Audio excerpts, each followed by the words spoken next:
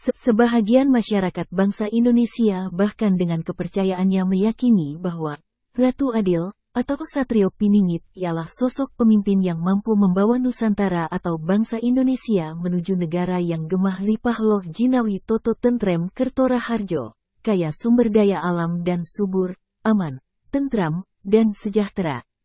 Bung Karno sang proklamator bangsa Indonesia pun di suatu kesempatan pernah menyatakan bahwa kelak suatu saat nanti bangsa Indonesia akan dipimpin oleh seorang Ratu Adil atau Satrio Piningit yang mampu membawa bangsa Indonesia menuju zaman keemasan.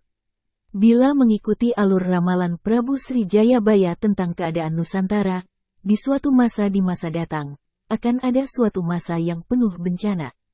Gunung-gunung akan meletus, bumi berguncang-guncang, laut dan sungai akan meluap.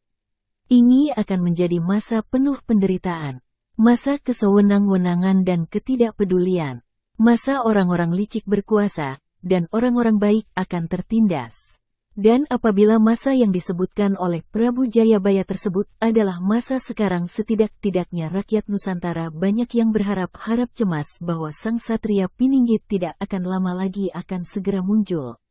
Di masa menjelang masuknya pemerintahan Susilo Bambang Yudhoyono, tidak sedikit orang yang menduga bahwa SBY lebih mendekati sosok pimpinan yang digadang sebagai Satria Piningit.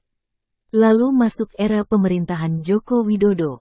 Joko Widodo pun sama, seluruh rakyat Indonesia menaruh harapan bahwa Joko Widodo adalah sosok pimpinan yang mampu menyelesaikan persoalan bangsa.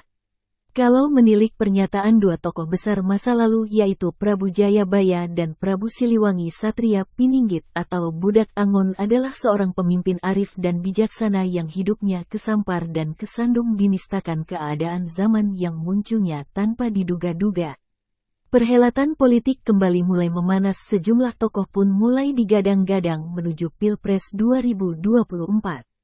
Bahkan sebagian simpatisan pun mulai banyak yang menyebut-nyebut tokoh-tokoh idolanya tersebut adalah Satria Piningit.